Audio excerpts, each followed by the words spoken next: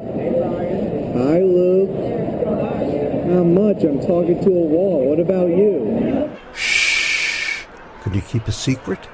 This is the Whispering Gallery in Grand Central Terminal in New York. It's an acoustical marvel that allows a person to whisper into the wall that bounces across a vaulted tile ceiling, and you can hear the person at the other end about 30 or 40 feet away. It's one of those great secrets of Grand Central Terminal.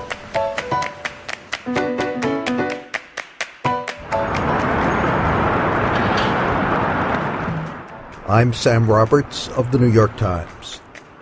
Grand Central is celebrating its centennial in February. It's opened in 1913. This was the gateway to the continent for so many people, so many ideas, so much culture. It just captures people's imagination in ways that almost no other building in New York can. It is emblematic of New York because it created Park Avenue. It also created Midtown in New York. This is now the busiest railroad terminal in the world, the biggest in the world. What's so fascinating about Grand Central is it's also a building that contains many secrets. Everybody knows about the famous clock facing down Park Avenue from the front facade of Grand Central. You can actually climb up to a tiny little room up ladders to access it.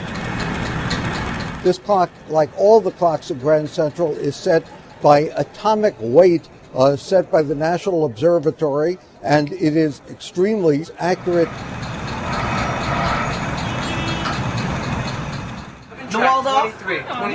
The train board, which lists when the trains are leaving, are always wrong. They actually leave about a minute later than the time of scheduled departure on the train boards.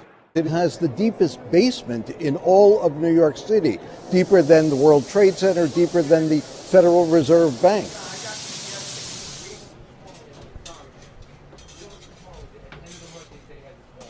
I'm just coming out of a secret staircase right in the middle of the main concourse of Grand Central. In fact, it's in the information booth. This leads not to the sewers, but to the lower level information booth. You have your tickets? Hurry up. And of course, the biggest mistake in Grand Central is the ceiling. It was discovered by one commuter not long after Grand Central opened.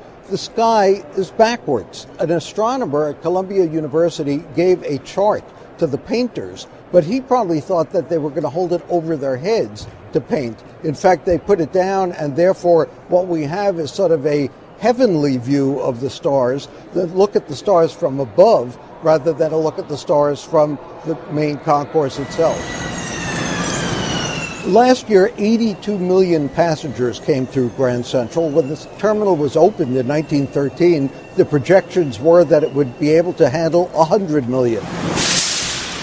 It's now on the verge of doing that, which just goes to show what a miracle Grand Central was, an engineering miracle, a landmark miracle when it was built a century ago.